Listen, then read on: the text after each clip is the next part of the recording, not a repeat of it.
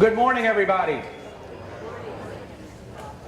Welcome to the Dean's Hour. We're going to be going over, this is an update on the progress of the Vision Action Plan.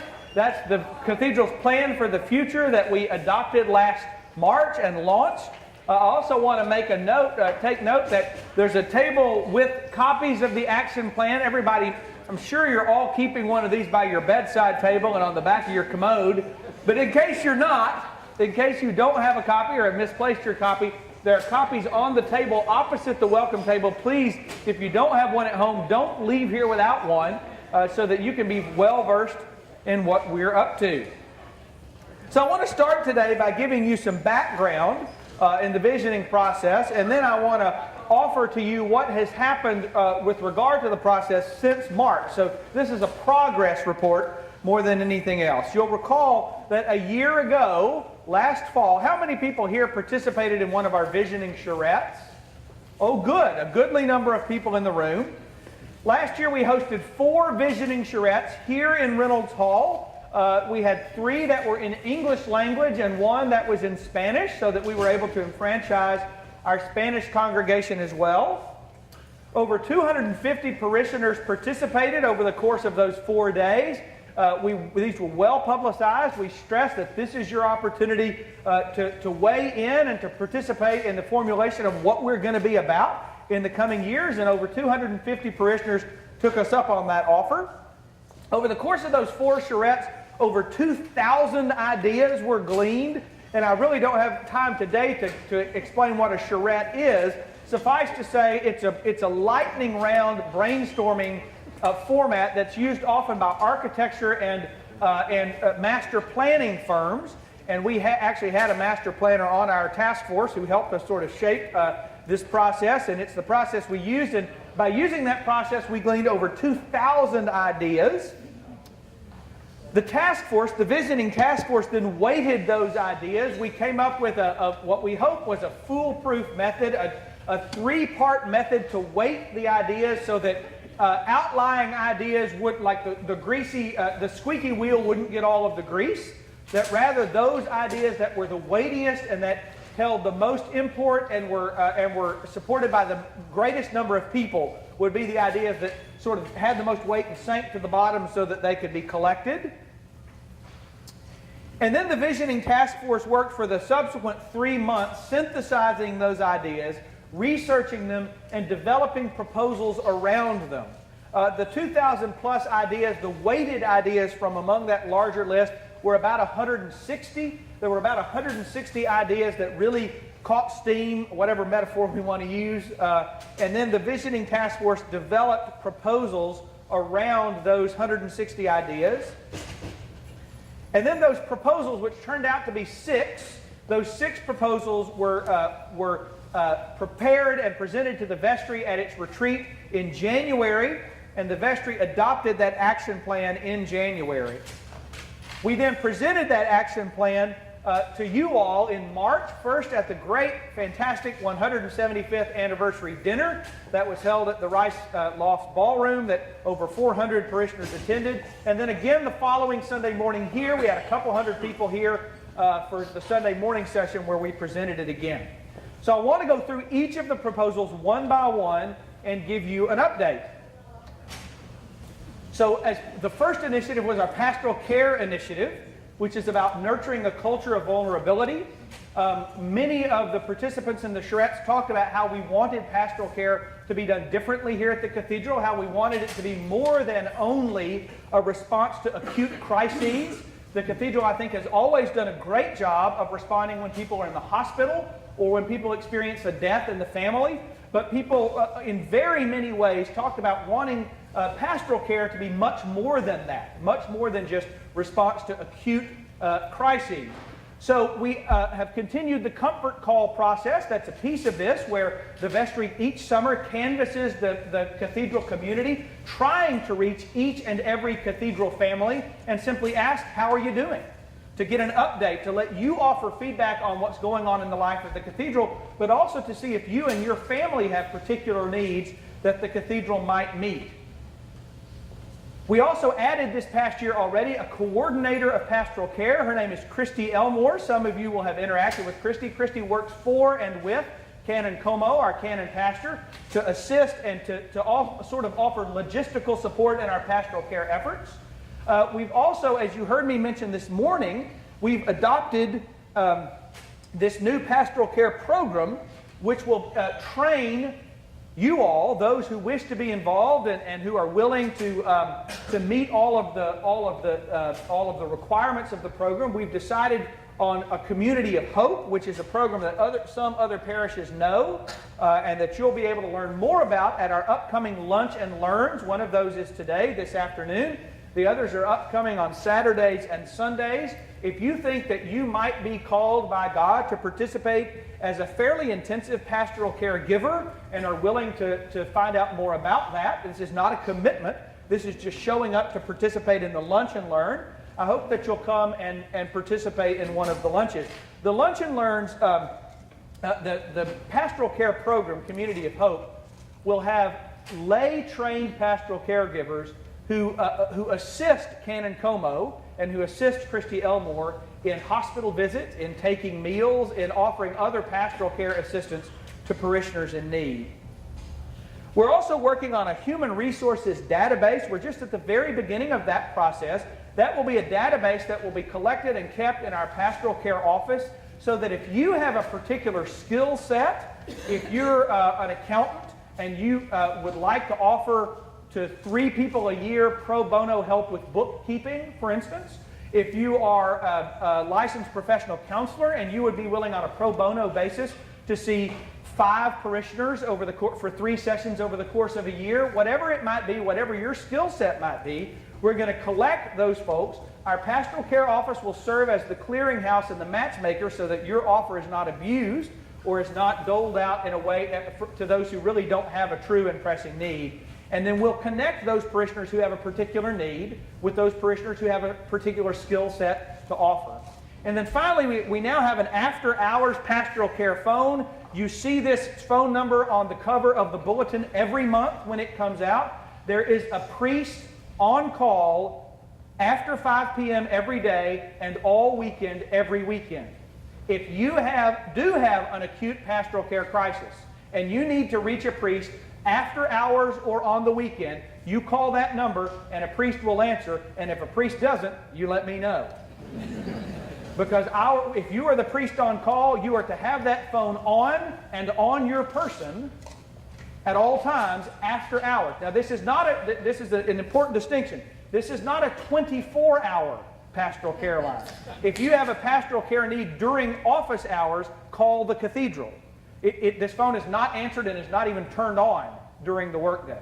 But if it is an after-hours number or an after-hours need or a weekend need, this is available. We also have a second number, which is not on this slide, which is for Spanish language parishioners.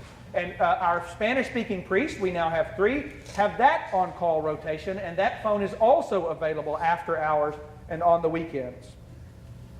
Are there any questions about, one other piece I want to mention about the pastoral care process is that we're also going to be implementing, lots and lots of people said, the cathedral helps well with grief in the acute moment of the death of a loved one, but we also need longer-term grief support.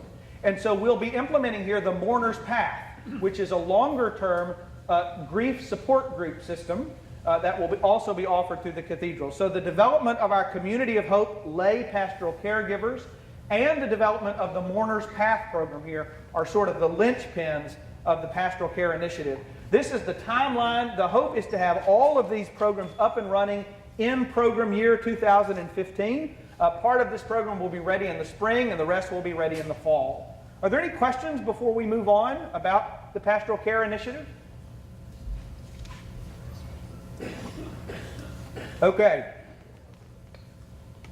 The next initiative was community life, reaching the neighborhoods. We learned through the charrettes that the vast majority of our cathedral parishioners don't live downtown. Now that may change some as time goes on, and you'll hear about that in a moment, but presently we have folks, you'll see a zip code map in a minute, we have people who drive on Sunday morning, the one time of the week where the interstates around Houston are not just absolutely packed. Nevertheless, even on a Sunday morning, we have folks who every week drive in 45 minutes to attend the cathedral. We were also told that for a lot of folks, it's difficult to get to the cathedral on weekdays.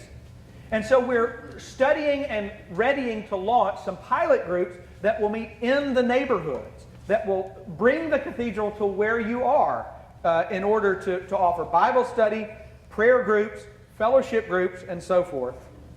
These programs will build upon our fall and spring gatherings, which have been ongoing for years, which are coming up in the next 6 weeks or so, where parishioners are invited to come together because of their shared cathedral identity, but in the neighborhoods in which they live. This is the zip code map of where our people come from. Look at that.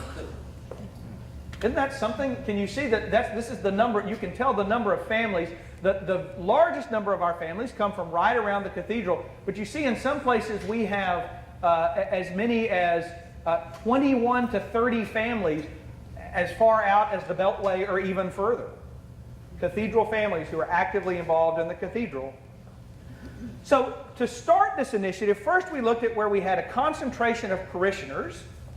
And we've, in several places, River Oaks, West Houston, Sugar Land, Missouri City, a few others, we've sent or are preparing to send a version of this letter. This only lists people who said that they wanted their locations included in the parish directory. So if you said, I don't want people to know where I live, your name's not going to show up on one of these letters, nor, I suppose, are you going to receive one of these letters. But for folks who said, yes, put my name and address in the parish directory, I'm interested in my fellow parishioners knowing where I live, we started the process by inviting people. You see my neighbors on this letter, inviting neighbors to know who lives most closely to you and to keep those people in your prayers. To start, where it's never a bad place to start with prayer, by praying daily for your neighbors. This would raise awareness of cathedral parishioners as to who their neighbors are. It would connect them through intentional prayer. It kept prayer lists manageable. If we didn't give on it, no letter has more than about 20 names on it, so that for those of us for whom our prayer muscles need to be exercised, if we are not used to daily prayer. And it also provided an avenue for following up with the recipients of this letter.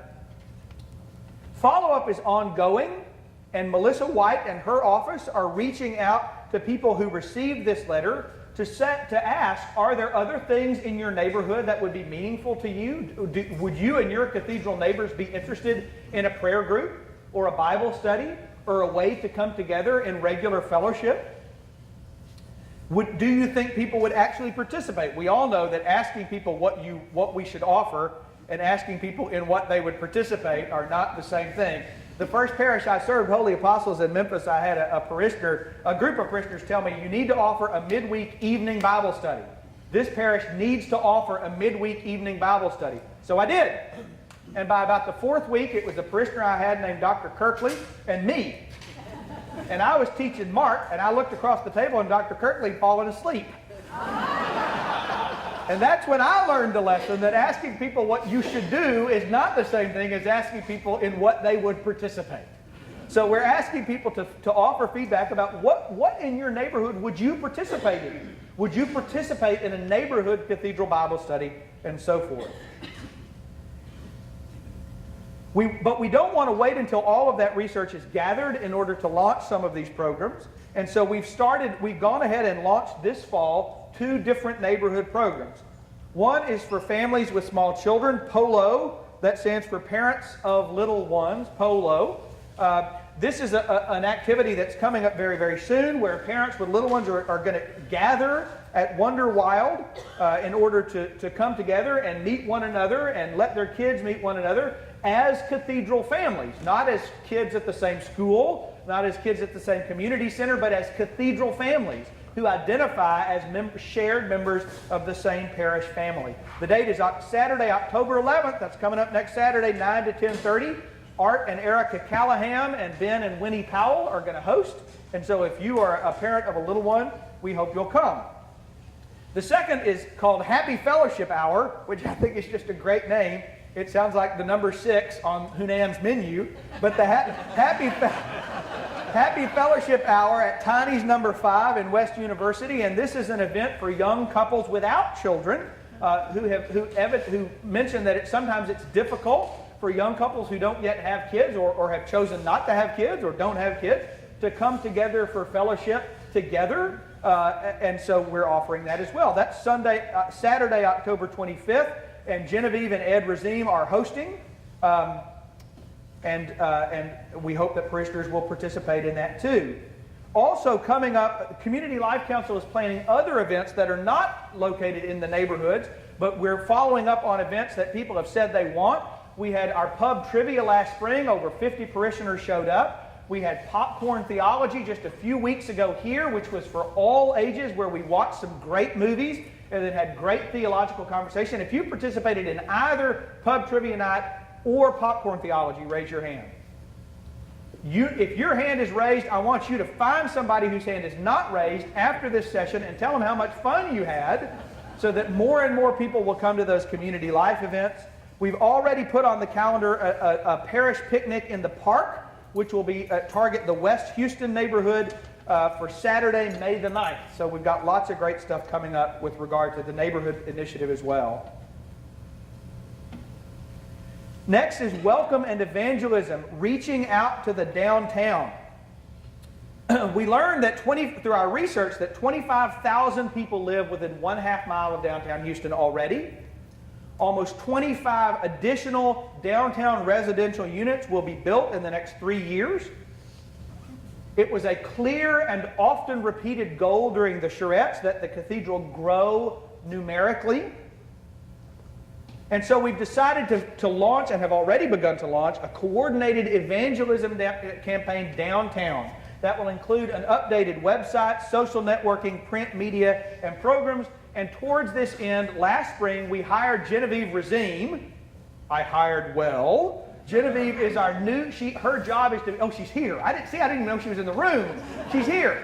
Genevieve is our canon for Welcome and Evangelism. We now have a full-time priest whose primary responsibility is to welcome newcomers, to reach out to newcomers. Remember, evangelism is not a scary word for Episcopalians. It simply means the God that we experience here at the cathedral, our experience of God here, is life-giving and therefore worth sharing. That's all evangelism is. And Genevieve's job is to help direct us in that sharing. So here are some of the things we've implemented. We've implemented cathedral midday tours. Every weekday at 12:35, we now offer a tour of our historic cathedral to capitalize on our pre-existing foot traffic at Treebeards. We have a fairly crowded restaurant in this space Monday through Friday every week. Now we're reaching out to the people who are eating here and inviting them to take a tour at the cathedral. We're averaging 20 tours a week with a mix of tourists and locals. Connections are being made, and in the month of September, a church-shopping young couple specifically came to a midday tour to learn more about the cathedral and to ask for the opportunity to visit with a priest. I didn't ask Genevieve if she handed him a pledge card, but I will after this session.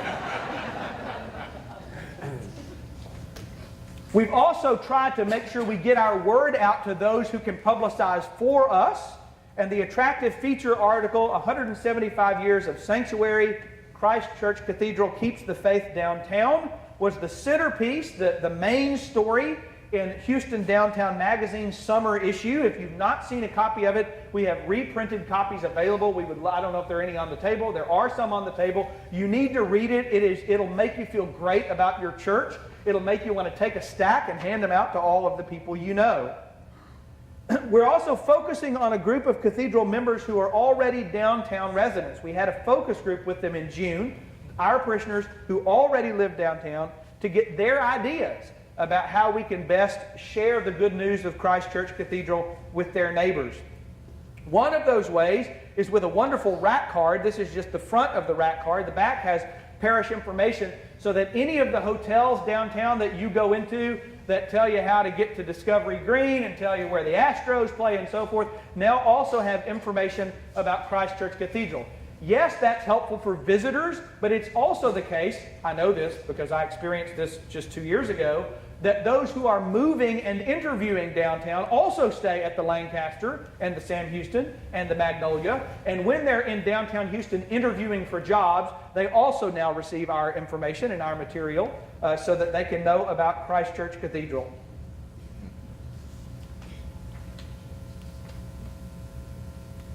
Genevieve has also created and launched an off-campus Bible study called Bible by the Glass, held at Okra Charity Saloon. Second Baptist Church is not doing Bible study in a downtown pub. I promise. But we're Episcopalians. This summer we had a 6-week pilot program where Canon Razim and Cathedral members had the opportunity to shape and test a method that would allow anyone in the pub to join in and participate without any prior knowledge of the Bible, which also describes a lot of Episcopalians, though not all. We're working on that. Okra was chosen because it's a nonprofit bar where every month 4 nonprofit organizations compete for votes, and the group that gets the most votes gets a share of Okra's profits for that period. So this is actually a way where this is like made for Episcopalians and people who are not yet Episcopalians. You can go in a convivial atmosphere, as C.S. Lewis would say, order a nice dark hoppy beer or a delicious glass of wine or an equally attractive non-alcoholic alternative. Gather with some people you know, some people you may not know, study Scripture, and develop cathedral community. Where is it? It's at Okra, and Okra is located at 924 Congress. 924 Congress. Art Smart spends quite a little time there at Bible study. That's Art in the photo. 924 Congress. And the official launch was September the 8th. Remind us the time of day and the day of the week, Genevieve. Monday nights, 6:30 to 8. Monday night, 6:30 to 8. So join and bring your friends. And if you live near or downtown, make sure that your neighbors know that this is being offered. And finally, a focused campaign has begun to residential building concierges and managers. Cathedral member and downtown resident Barb Hornbeck, whom I love very dearly, facilitated a meeting for Canon Razim with contacts at Commerce Towers, for instance, the home of where we have the greatest number of cathedral parishioners living downtown at present. And Canon Razim is going to continue that process of reaching out and meeting with concierges. And we actually had a coup and a victory this past week. Was it Commerce Towers where this appeared? In the Commerce Towers weekly email to all of its residents, they highlighted and advertised our blessing of the animals this afternoon. So we're seeing, the proof is in the pudding. We're actually seeing results to this intentional reaching out to those who live and work downtown. Next, I want to give you an update on Latino ministry. In the booklet, you'll see there was not a separate initiative for Latino ministry because the needs, the desires, the wants of the Latino congregation were so diffuse, they really didn't coalesce into one particular initiative. But what they did underscore is the passion and desire for our Latino congregation to take that ministry, the ministry of our 1 o'clock service, to the next level. And so we've done many, many things in that regard since the Charettes last fall. First, we augmented our staff. Canon Simone Bautista is here. Some of you have met Simone. Raise your hand, Simone. Simone is our new canon missioner for Latino ministries and outreach. Simone has come to us from the Diocese of Washington, where for a decade he was the diocesan canon for Latino ministries. He has arrived, is now working full-time, one-on-one with our Latino congregation. We also added Curate Eileen O'Brien, who came back to us after her 3 years in seminary, who is also bilingual and is tasked to work for and with Canon Bautista to augment that ministry. And Canon Bautista is using Eileen primarily in the Sunday school program in helping augment and enhance the Sunday school program for that congregation. And then, of course, Canon McGill, whose full-time work has shifted to the Beacon across the street, is nevertheless also continuing to be present and support Canon Bautista and the ministry with our Latino congregation as well. We have, in effect, increased the staffing of that congregation by 200%, which is good and was needed. With the guidance of Canon Bautista, the Latino congregation is spearheading one of the exciting dimensions of our new Neighborhoods initiative. So not only are we doing those things I already mentioned to you, but within the where our Latino congregants are concentrated, Canon Bautista has mapped that worship community and is launching a program based on Bible study and fellowship and parishioners' homes there as well. It will invite and involve friends, family, and neighbors, and it points back to the cathedral. Of course, that's the point, right? Not just to gather in households, but to really affirm and enhance cathedral identity within those households and point them back to the cathedral. 2 practice sessions in parishioners' homes will be held in different parts of the city in November, and then in January that program will formally launch. Lay leadership development is also taking place among the Latino congregation in a variety of forms. In January of this past year, Canon McGill formed a leadership team of 12 lay leaders, which worked closely with Eileen O'Brien during Jim's sabbatical. And over the next year, Canon Bautista will focus on lay leadership training and development in a variety of ministry areas that will raise up lay ministers in the Latino congregation. I think it's fair to say that culturally in our Latino congregation, there's been much greater emphasis in looking to the priest to do virtually all of the roles. And we're trying to form among our Spanish-speaking congregation a new ethos of raising up lay leaders to do many of the roles which are best done by lay leaders, to enfranchise them in their own ministry. Any questions about that?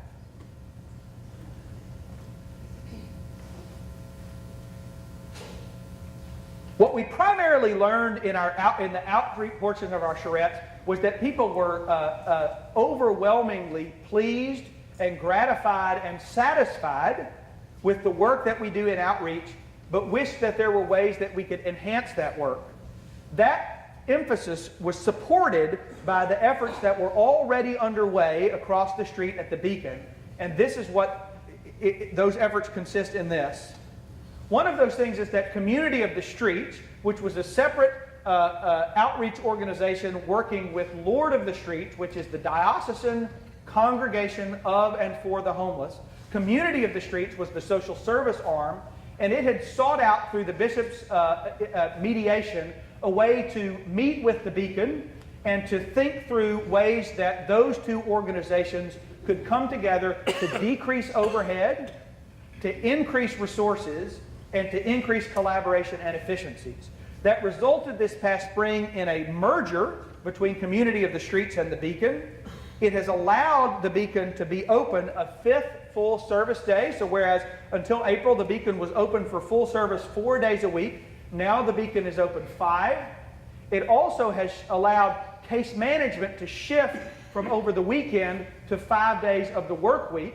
So the Beacon's full service days are now Thursday, Friday, Saturday, Sunday, Monday.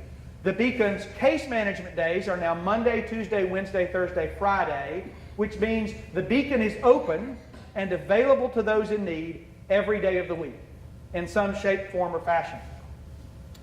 It also meant that we had need of additional office space because we're the primary intake hub for the city's program to end chronic homelessness, which means a lot of case management folks, intake folks for that program, that Housing First initiative, have moved into the Beacon space. And in order to make that possible, the Cathedral Justice Project, which is now called Beacon Law, has moved into the Urban League across the street on the other side of the Beacon in order to free up that space for intake officers. We also now have a round-robin room at the Beacon where other social service providers set up shop at the Beacon so that rather than us referring people out, the homeless who have limited transportation access, out to other places across the city, those service providers are now at the Beacon and available in a round-robin fashion so those in need can be directly connected to them. All of this has resulted these are August numbers, and I want you to know August numbers were down a little bit from July numbers, and yet all of this has resulted in this kind of daily census. In August, The average daily entry into the Beacon was 618 clients. 618 people averaging daily coming for assistance from the Beacon. That divided up into an average of 430 meals served daily, 90 showers offered daily, and 115 loads of laundry offered daily. What that means is the Beacon needs more volunteers. The Beacon is now open more hours during the day too. We have an early morning shift. If you are available a day a week, even a day a month, to volunteer for a shift at the Beacon, your help is needed. And we hope that you'll contact the Beacon and reach out in that way. It also means that there have been some growing pains. Because the Beacon has increased almost exponentially in the number of people it serves, and because of the way funding sources are shifting, there have been some growing pains, and the Beacon has had to change some policies and procedures. And so the most recent change at the Beacon is the development of a volunteer council, which is brand new, up and running, for volunteers at the Beacon to participate in the policy-making process of the Beacon. So that rather than our long-term volunteers simply finding out about policy after it's been promulgated, this new volunteer council, which will work, Diane is in the room. Diane is a board member at the Beacon and is going to be helping us with the startup of the volunteer council to make sure that the voices of our volunteers are heard, which will not only help us with best practices, but also help with lines of communication. Finally, there are going to be some capital improvements to the Beacon. The city of Houston, in a situation that is so rare as to almost be unheard of, let the Beacon know that it had some unused grant dollars that if the Beacon might want them to augment some... What? And so we've received a grant of about $350,000, which is going to allow that facility, which has not had a lot... seriously. Since the day center opened years ago, we've not been able to do a lot of interior capital upgrades, and this is going to allow us to add a prep room for the kitchen, update a few of the large items in the kitchen, and some other minor improvements. So it's not going to be it's not going to be anything you see from the street from this grant, but it's going to make the operations much, much easier in the interior. We will be planning and researching and launching a new worship service. We haven't started that process yet. There's no update to give because of several other things going on, particularly with this vision action plan. Trying to launch the new service is just not something that we've even looked into yet. What I'll say about it is I'll be commissioning a task force in January to start researching and looking into that alternative service. It will not affect what we offer on Sunday mornings presently. That's very important to hear, and I'm glad we're getting that on video. You do not need to be, if you love 11 o'clock church or you love 9 o'clock church, you do not need to worry about those services becoming different.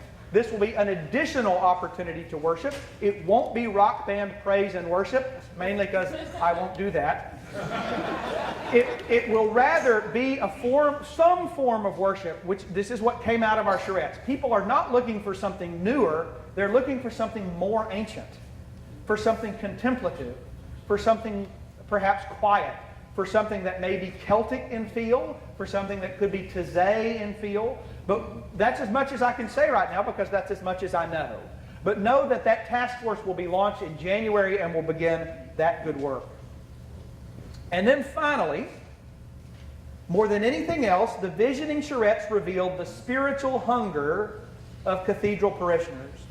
Participants expressed a desire to know more about God and to connect with God through spiritual practices such as labyrinth, icon writing, contemplative prayer, yoga, other practices of sacred body movement like liturgical dance, and more.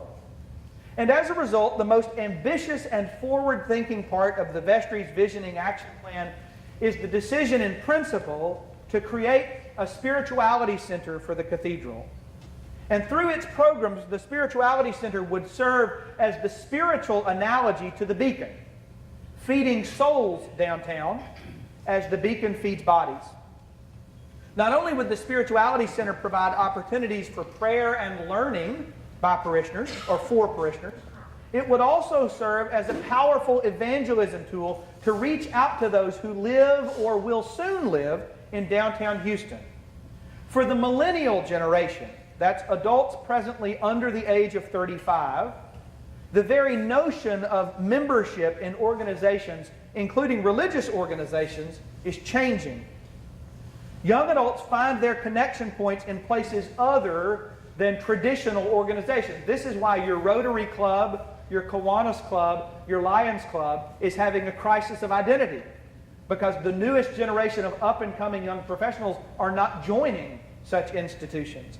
And the joining crisis includes many churches. So the Spirituality Center, like the new worship service, is intended to provide those connection points for young adults, for millennials, through its programs. The Spirituality Center would, in other words, be at the leading edge of what it means to be the church in the 21st century.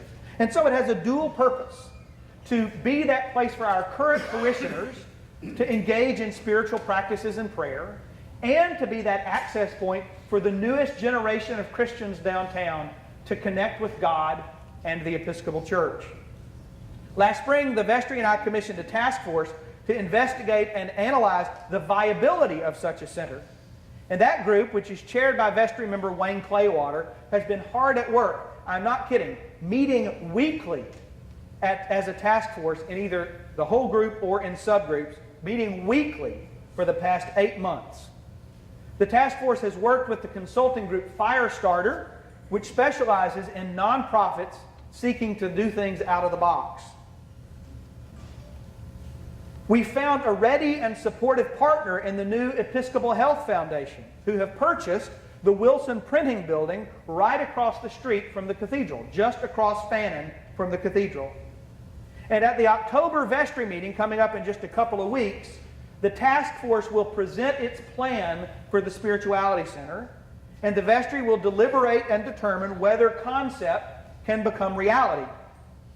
If the outcome of that meeting is affirmative, then the tangible work of making the center a reality will begin, with a hoped-for opening in the mid-year or latter half of 2015. Any questions about that? That's a big and exciting deal. And that's the update on our 2-year vision action plan. It's a vision that's been articulated by our parishioners, synthesized by the visioning task force, and endorsed by the vestry. And as we move into our every member canvas, it's important that all parishioners be aware of and attuned to this vision, because, frankly, it can only become a reality with the financial support of our people. For 175 years, Christ Church Cathedral has, in accord with our mission, proclaimed the love of Jesus Christ through word and deed to our parish, to the diocese, and to downtown Houston. In all these ways, we will continue to make that proclamation as we move into God's future filled with hope.